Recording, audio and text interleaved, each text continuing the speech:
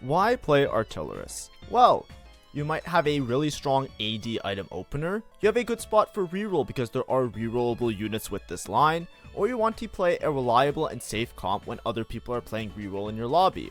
However, it can be very hard to hit some units. A lot of times Artillerist is playing around Tristana, which is an emissary unit that is very hotly contested just to fit in emissary on a lot of boards. Additionally, it's very reroll focused. A lot of times when you're playing around Artillerist, you're not trying to hit the chase units or the higher cost units. You're usually either rerolling Urgot, Tristana, or both. And also, the items can be very awkward if you're not lucky because the trait primarily revolves around AD units, so you won't have a secondary carry for a long time. So, if you liked my content, please make sure to like and subscribe and turn on notifications. If you're here and I've helped you to rank up, by all means, it helps me out a lot if you subscribe and like some of my content. Additionally, I just opened up my store, so if you are interested in art, I used to be an art streamer, and I've recently just made some new art, which is a Ukiyo-e style Jinx and Caitlyn picture. But of course, that's just another way to support me. The free option is always to just subscribe, and that's plentiful to help me grow as a small content creator. Now, what are Artillerists? So, the Artillerist trait. Every 5 attacks, Artillerists launch a rocket that deals 125% attack damage around the target. They also gain attack damage. So, the main trait basically goes from 2 to 4 to 6 with 4 Artillerist units. So, in order to hit 6 Artillerists, you would need 2 emblems, which is going to be more of a high roll chase thing that I wouldn't really recommend. But a lot of times, having an Artillerist emblem isn't super important. A lot of times, you're either going to be playing 2 or 4 Artillerists, and it gives you stacking, or it gives you extra AD. And then there's that extra effect that sometimes you might not notice, where every 5 attacks that you do, you get this extra, like, juiced up attack, basically, that fires a rocket. So, when should you play Artillerist? A lot of times when you want to play Artillerist, you want to have strong AD items. Now, Urgot is primarily a melee frontline unit, so often melee frontline items are great. And Tristana is a backline unit, so typically backline AD items are also good. These are the two main cases. Like, you're either going to be playing primarily around Urgot or primarily around Tristana, but a lot of times you're playing both on your board and you're trying to itemize these 2 units and play a reroll line. So additionally, not only do you have to have AD units, you want to have 1 or 2 of these units as a starting point on stage 2 to kind of plan your game around them, especially Tristana that scales into late game. Additionally, there are many win condition augments. The thing about this comp is that it's a quite reliable reroll line, but if you actually hit one of the Giga augments or one of the very strong augments, Rocket Collection, which gives you gold collectors for your units, which synergizes really well with Tristana and Corki, or Unleash the Beast, which is just known to be the line, right? If you see Unleash the Beast, whether or not you have Urgot, you try to play around Urgot reroll, and it's basically a free top 4, and a lot of times it's a free first if people don't have the DPS to deal with the Urgot late game. So there are win condition augments that are very important to know just to play around this line.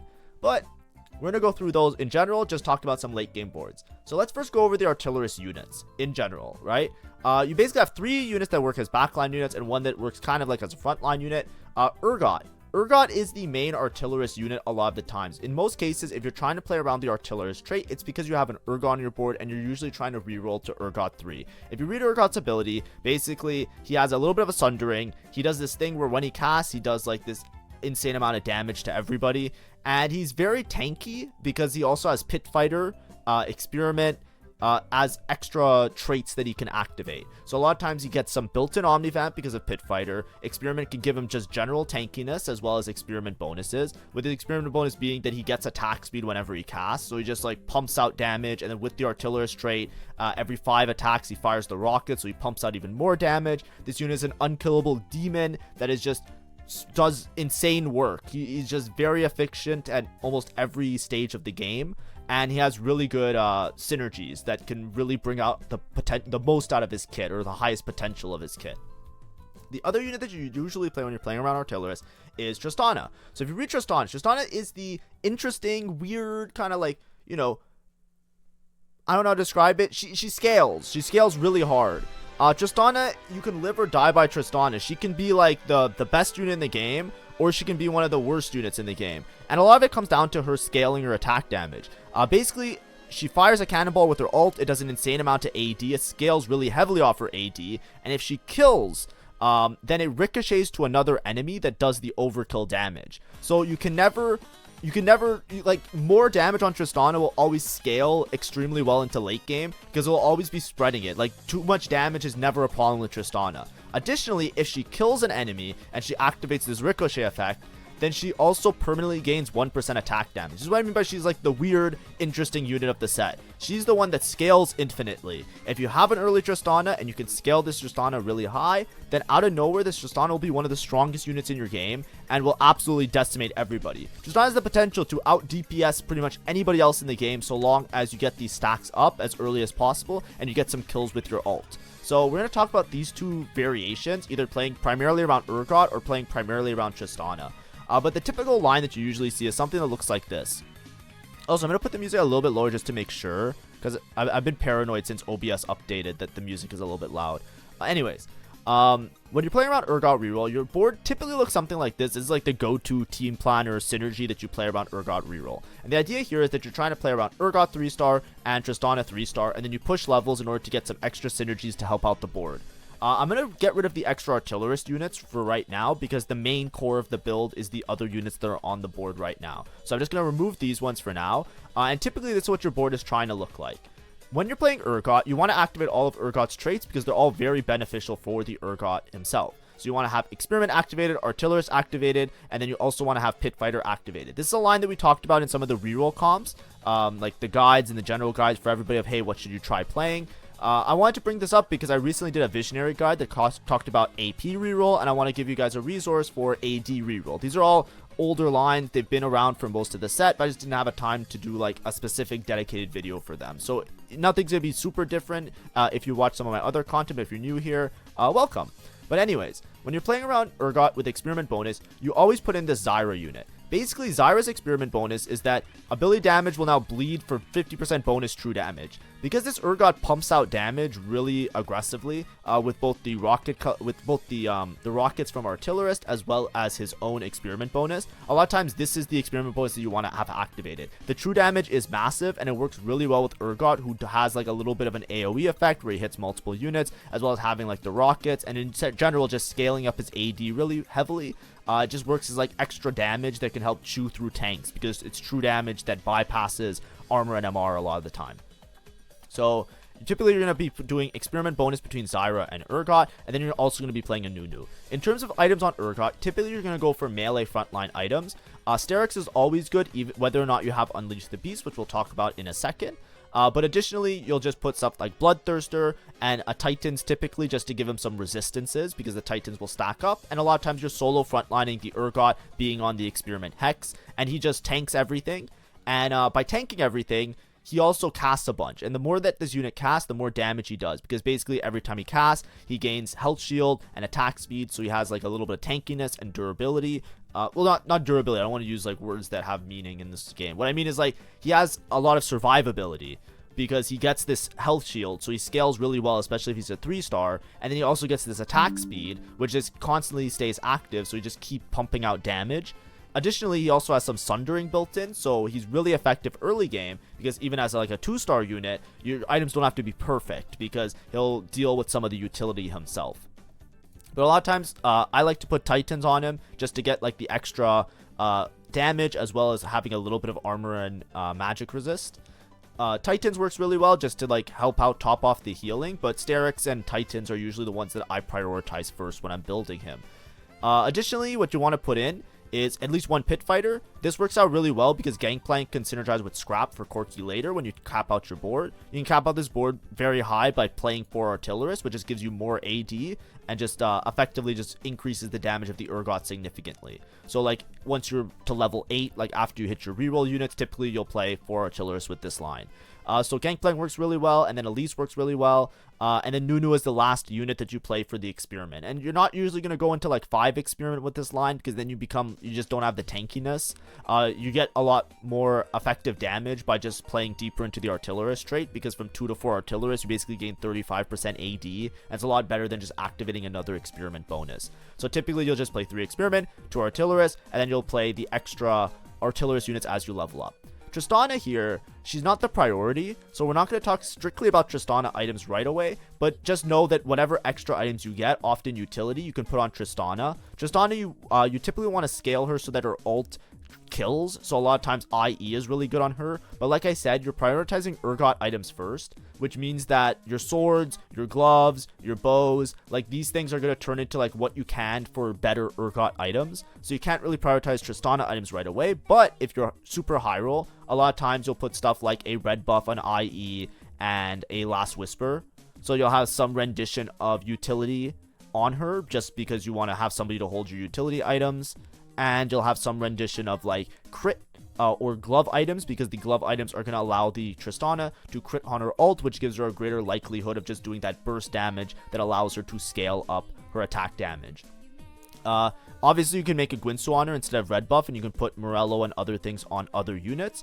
But in general, this is typically what your board looks like, and you're usually just prioritizing around Urgot, and the Urgot's going to 1v9 everybody a lot of the time, or get close to it, and then you can usually bleed out and you get a top 4. Now, the win condition for this comp a lot of times is Unleash the Beast. If you ever see this augment, even without having an Urgot, a lot of people will just click Unleash the Beast and then force towards Urgot. They will just full send it and say, me Urgot, without any Urgots on the board, and they will just play it. Unleash the Beast is insane on Urgot. Basically what it does is that it gives you extra attack speed, and it gives you immunity to crowd control. It's kind of insane. Because with the Urgot, once you get this, like Sterix is already a really good item on him, so once you get the extra attack speed from the Unleash the Beast, you basically just like pop off and you do an insane amount of damage. And it's actually insane. It works really well with Artillerist as well, because if they get those 5 attacks off, you also get the rocket firing. When you see Unleash the Beast, your priority a lot of the time is just triple Sterix. It looks like a meme, but a lot of times the more Sterix on the Urgot, the better. 3 Sterix is better than 2 Sterix, which is better than 1 Sterix. You just want to slam as many Sterix on this unit as possible, because getting that extra attack speed, this Urgot pops off. It's so unruly. I think people have been asking for it to get nerfed for a while now, but you know, it's just part of the game. There's always going to be some sort of combination of unit and item, or unit and augment, that will be very strong, and this is one of those combinations. So I'm sure most of you have already seen it or know about it, but if you don't, the idea is that you basically play the same type of board. This Urgot just becomes extremely harder to deal with, because with the extra attack speed, he casts more, he gets more health shield, he survives more. The Sterix all give him extra AD and extra attack speed. He's pumping out like insane amount of damage because of how much he's scaling off his AD. It's absurd. It's just like this array of damage, and it just absolutely melts everybody to a point where it's like, what am I even looking at? And that is Unleash the Beast Urgot. But this comp does still work. It caps a lot lower, but it does still work without the Unleash the Beast. And you can still make like double Sterix BT or double Sterix something else if you're playing around Urgot without like the Unleash the Beast augment active. It still works. Another thing that I want to bring up, I'm not sure if it's still really good. I'm pretty sure it's still really good. But another really good indicator to play Urgot is Innervating Locket. This used to be like really busted. I'm actually willing to try it out. I actually want to double check it before I because it looks like a little bit of a weird thing. Let's just see. Urgot 3-star items Locket. Yeah, it's still really good. Okay, that's what I thought. I'm just doing a live double check to make sure that this is accurate to the newest patch. But basically, Innervating Locket, if you read it, the user gains 2% of their total mana every time they're hit by an attack, and then each cast restores 20% of the holder's max health over 3 seconds. This works really well on Urgot. Basically, if you get hit by attacks, it's the same with like Sterix, and it's the same with all his other items. Whenever you're a unit that's getting hit by attacks, you generate mana from getting hit. That allows you to cast earlier. So a lot of times with Urgot, because of his experiment bonus being that he gets this, he not only the dash to targets, but he also gets the 8% max health shield and 20% attack speed. This unit becomes really hard to kill, because if he keeps casting, he keeps getting a health shield because of his experiment bonus. And if he keeps getting a health shield and he keeps getting attack speed, he just keeps pumping out damage. And then by getting attack speed, he continues to cast, and then he just continues to like get a health shield. He just becomes so unruly and difficult to deal with. And then with all those health shields, you give him enough time to heal because he has built-in Omnivamp with Pit Fighter, or you give him a BT. So then this guy just recovers all his HP. Slowly your front line's dying. You're losing damage, right? You're unable to kill him unless you have like an insane amount of burst damage. A lot of times this Urgot will just steamroll your team, right? He'll go one at a time. You'll be unable to kill him, and then he'll just like absolutely decimate everybody. Innervating Locket plays into that, right? It doesn't give him stats like damage stats, but what it does is that every time, whenever they're hit, they gain mana. That synergizes with the same idea. it actually makes him cast faster. And by casting faster, this Urgot is going to do even more damage. And it's going to have even more health shield. And additionally, each cast now restores 20% of the max health over 3 seconds. He gets even more survivability, even more sustain. So Innervating Locket is one of those Ornn artifacts that if you see it and you have a spot for Urgot, it's a broken combination. And that's like one of the OG ones. Additionally, other Ornn artifacts are also good. Like there's stuff like, I've seen tech with like Death's Defiance for a similar reason, just Omnivamp and like survivability. But typically this is like another broken combination where it's like a quote unquote win condition to play around this Urgot line. And then, like I said before, in order to cap out, you play around Corki, you get Scrap in because of these 2 units. If you have a Corki 2, a lot of times you can put items on this Corki if this Tristana doesn't have a lot of stacks up, and then you have those type of threats. But a lot of times with this build, Tristana low-key in the background, if you have good items on her, will also stack up and ramp up, and then she'll also be a huge threat to play, a threat late game because of how much damage she has. But if we're talking about Tristana, sometimes if you don't have a lot of Urgots, you can actually prioritize playing around Tristana so long as you have a Tristana early. So now we're going to go through Tristana builds. So this is going to look a little bit goofy. You can play the same board, right? Whether or not you hit Tristana or Urgot, this board is like the stronger higher cap board, right? Where you play around Urgot 3 and Tristana 3. So I do recommend this is the board that you typically try and go towards. However, if you have a Tristana early and you're trying to scale up the Tristana, a lot of times there's many different variations that you can play that still play into the same idea of having this Tristana just being your primary damage dealer. This is one that disavows the Urgot. The Urgot does not do all that much because without the experiment bonus, this Urgot unit is kind of just like, he's kind of just there. He does a lot of work, don't get me wrong, especially if you get 4 Artillerist in, but without the experiment bonuses and without like the extra chutzpah that you get from building into the synergies of the Urgot with this board, a lot of times this Urgot is going to be less meaningful. This is a reroll line that is primarily revolving around Tristana scaling, and then you just hitting critical mass and out DPSing a lot of people late game. I recently did a video where I talked about this, and I played it into the Tristana line, so if you want to see a VOD of that actual video, I think it was like from 2 days ago, you can actually find it very recently. It has like a giant Tristana on the thumbnail.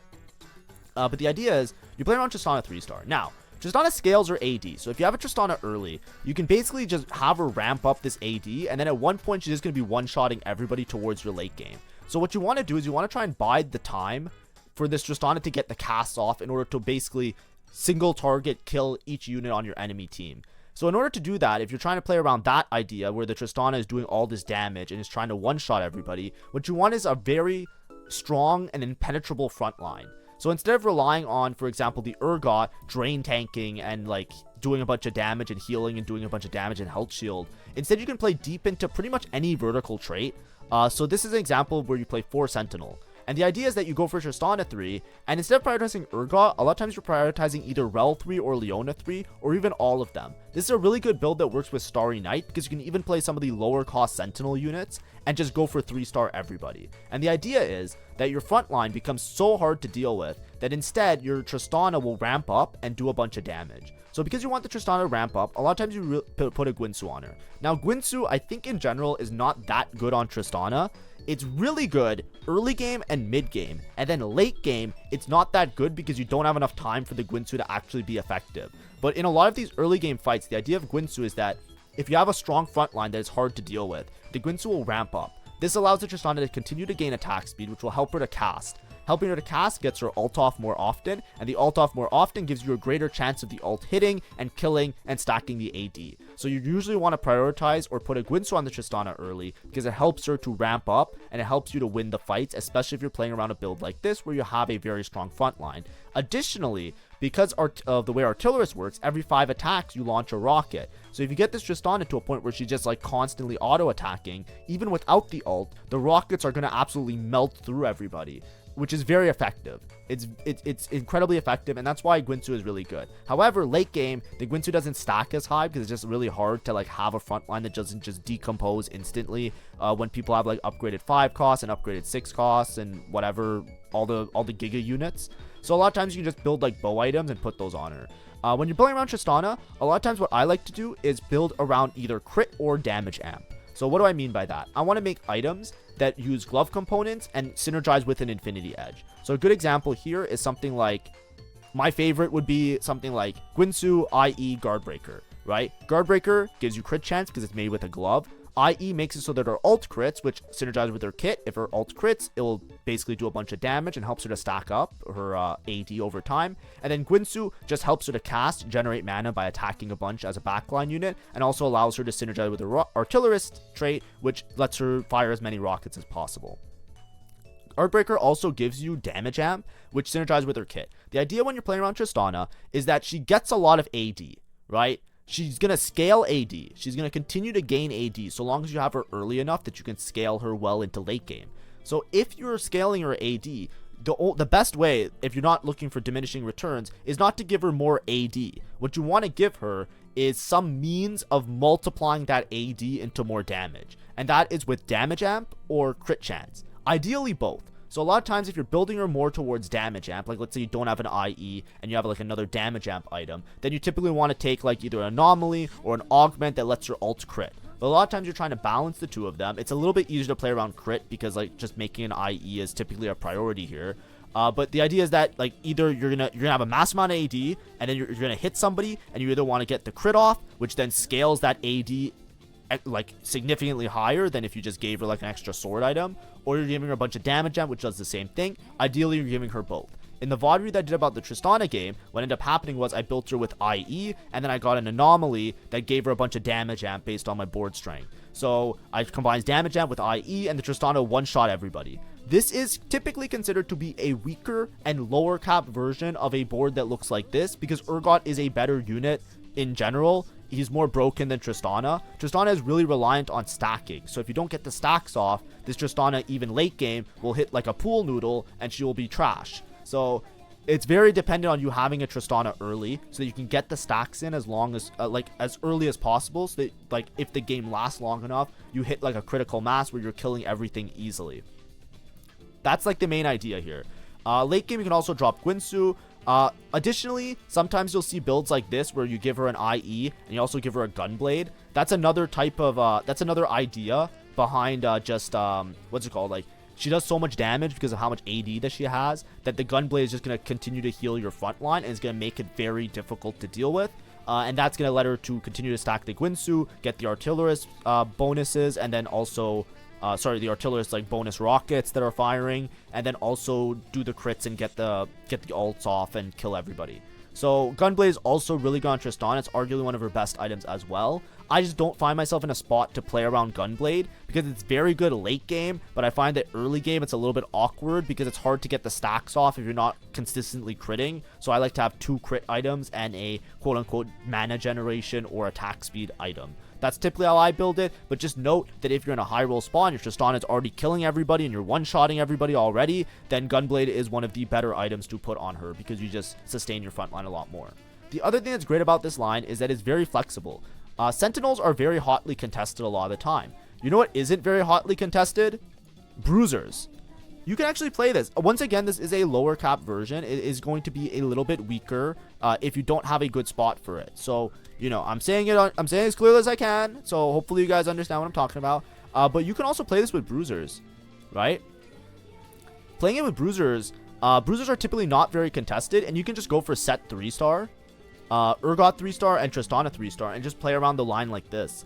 Bruisers are going to be tanky enough to sustain the Tristana for much of your mid game and late game. And a lot of times if other people are rerolling, for example, if somebody's playing Renata reroll, right? Renata reroll, everybody plays it. This shit's broken, right? I'm sure it's not just my lobbies that there's always people playing around Renata, right? I'm sure in your lobbies there's somebody that's always kind of playing around Renata. And what is Renata using? She's buying all the Sentinels. So you know what you do? You just say GG. You let her buy all the Sentinels. You let the person in the lobby have fun. And you know what you do? You scale up a Tristana and you buy the bruisers. It actually synergizes really well because if somebody else is buying 2 costs, it makes it easier for you to hit your 2 costs. So you can also play around bruisers.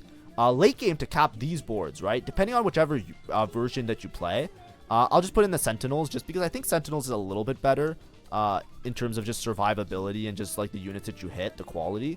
You actually have a couple ways to cap out this board. So typically you'll still level and want to play 4 Artillerist, right? Because the extra AD that you get, even though Tristana already is scaling a bunch of AD, the extra benefit you get of all of your units getting that big of a jump in AD is typically enough to just put you like into that critical mass or critical like hit area where like the Tristana is one-shotting. So 4 Artillerist is extremely strong, but you can also play deeper into the frontline traits. You can also play something like 6 Sentinel. It's not necessarily like always the best play, but it is something that you can do. If you don't want to play, if you think that your Tristana has enough damage and you're just worried about your frontline not being strong enough, this line is also very flexible that you can play deeper into the frontline versions of the traits. It's a little bit harder to do if you're prioritizing one of these lines. Like you can't really, like, you know, fitting in 4 Bruiser here doesn't really do anything because you're fitting in more pit fighters, for example, often doesn't do that much. So here you're kind of forced to play around this Corki, which might be very contested. Here, if you can't find Corki, because sometimes people are buying Corki a lot because of scrap, you can still play into like 6 Sentinel or deeper into these higher frontline traits, and it works the same way. It just gives your Tristana time to do damage and actually works pretty effectively. Like I said, these are lower cap versions, but a lot of it is reacting to your opponents. When you're playing a reroll comp, your point isn't to necessarily go first all the time. It's to roll your gold early, make yourself stronger early, and have the HP to play around with such that you can guarantee yourself a top 4 placement. You're trading consistency. You're trading placement for consistency. So, you know, you can always go for like the max cap number 1 top version, but then these ones also work. I recently got first with Tristana playing Sentinels, and I got another first playing Tristana with Bruisers in the most recent patch recently. And that's like, I've already played this line multiple times throughout my rank up journey, in all the other ranks as well. So I strongly believe in these opportunities. A lot of it just comes down to if other people are rerolling, right? Whenever you're playing around a 2-cost reroll, you want to have multiple copies of the reroll unit. Ideally, you have them multiple copies of them early, especially with Tristana that has to scale. You can't really pivot into Tristana if she's not scaling on stage 2, stage 3. But also, if other people are rerolling units, which a lot of people are more in favor of rerolling something like Renata, or they're more in favor of rerolling, like, I don't know, like now there's like a lot of 1-cost rerollers as well. It benefits you to just pick a reroll line so that you can like you'll hit more easily because other people are going to be buying a bunch of units, which is where this works out really well. And that also allows you to play around Bruisers because nobody's really rerolling Bruisers very often in the current patches. Now, early game boards. So a lot of times your early game is going to revolve around either Urgot or Tristana.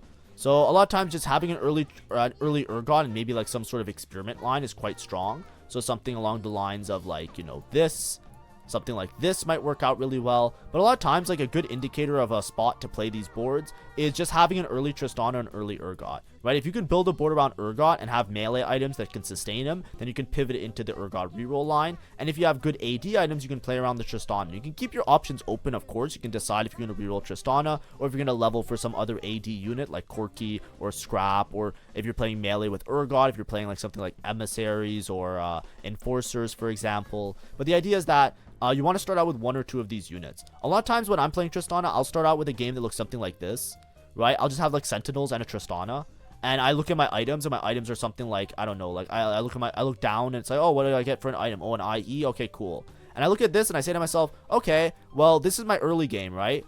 I don't know if I'm necessarily going to dedicate myself to Tristana, but I might as well play Tristana as an item holder because she's decent, right? There's not many AD item holders, right? Especially if you look at 1 cost and 2 costs. There's a couple, but there's not that many. And that's just by nature, right? If you look at 1 cost backline AD units, it's just this guy and I think there's one other, Maddie or Draven. So a lot of times it's like, okay, well, I might as well hold items on Tristana, see if she ramps up a little bit, right? If I start with an IE or something like really big damage item, if she gets a bunch of stacks, then I can just say, okay, well, my Tristana is really strong because she got a bunch of stacks on stage 2. Now I can just play towards one of 3 or 4 different Tristana lines, right? I can either play this one or I can play one of the other ones. Additionally, something that works out really well, this is more for Tristana than Urgot, is Rocket Collection. This is really strong because it gives you a gold collector. So a gold collector, basically what it does is that it, how do I phrase it? A gold collector on Tristana works really well because it executes. So it allows her ult, if you get her with crit chance and you give her the gold collector and then she kills something, the gold collector executes, so it helps her in killing, it helps her in stacking. So when you see gold collector, a lot of times you want to put it on either Tristana or Corki. So early seeing Rocket Collection is actually a good win con to play around Tristana because it just helps her to stack a little bit better. And then late game, you can also put on Corki because Corki works pretty well with Gold Collector as well. Just having the execute on his ult. So this is another opportunity of like a win condition, more geared towards Tristana, because if you take Rocket Collection and then you're trying to play Urgot reroll, I wouldn't recommend it all the time because like it's still strong, don't get me wrong, but like the Gold Collector is more of a Tristana item than an Urgot item in a lot of cases. But yeah, so condition for success, there aren't that many. This is similar to Renata reroll, except it's a little bit more reroll focused. You're never really going to be playing 4 Artillerist into like a Corki carry as your main. You're often going to be trying to reroll Tristana, Urgot, both of them, or one of them. And the idea is that the win condition augments are obviously like a huge point that you can play towards these lines. If you're not playing around that, you want to be relatively uncontested and have a strong reroll spot. And items are very important. The biggest problem with this comp is that Tristana and Urgot both want similar components, so it's hard to itemize both of them. Which is why, like I say, that usually you're prioritizing one version, either playing around Urgot or Tristana. Because if you're using all of your swords and all of your gloves and all of your bows to make Urgot items, then what's left for Tristana? It makes it a little bit awkward. A lot of times you're going to get like AP items at one point, and then it becomes hard to kill those AP items. Like you can kill a Rod by making a Gwinsu, but like what if you get a bunch of tiers, right? You get a bunch of tiers, it's like you can make a Hand of Justice, but now you're using a glove, and it just becomes very clumsy. So a lot of times, like based on your components, you really don't want to see too many bad components, because then you're gonna have to start making like general frontline items, right? Like if you get dropped like a bunch of chainmails and rods and stuff, right? You start having to make like things like adaptive helm and, you know, crown guard or protector's vow or crown guard. I'm looking for crown guard. I can never find the items when I'm looking for them. I don't know why. It's just they're always in the wrong spot for me. But anyways, what I mean is, like, if you start getting dropped a lot of AP focused items, you have to start making like generic-y kind of looking frontline items, and some of them are okay on Urgot, right? Like I think adaptive was okay because it helps him to cast a little bit, but like in general, it's like if your items aren't looking too great and then you're trying to play around AD, it becomes very difficult to like properly deal with those components. So items are very important with this line. But anyways, thank you for watching. Hopefully this was enjoyable. I wanted to do this probably like around the same time as the Renata reroll one, just because I feel like they synergize really well, right? I give you guys a really strong AD reroll as well as an AP reroll as a resource. Maybe later in the set, if they change some stuff, maybe like for like, you know, playing around Corki with 4 Artillerists is gonna be a little bit better. But typically if you're playing around Corki, you're playing Scrap or some other line where you're not really focused too much on these Artillerists. But hopefully it was enjoyable. Thank you for watching, and yeah, have fun. Make sure to like and subscribe, and also you can check out the store. There should be some little tags of some of the pictures that I was showing in the shop. That was like my little passion side project, and I'm gonna do some art on stream. Today I didn't stream. Tomorrow I might stream, so if you're into that, you can check out my Twitch. And I think starting next week, I'm going to have a very detailed guide of when I'm live. And I'll post it on the YouTube in the community tab, so I can make posts on YouTube. So I'll give you guys a stream schedule each week, because I think there's a lot of people that show up and then I'm not playing TFT on stream. So I'm going to try and balance that a little bit more if you're trying to be one of those live watchers, or you'll know exactly where to go in the VODs if you're trying to watch some of the live content. Thank you for watching. Have a great day, and see ya. Bye-bye.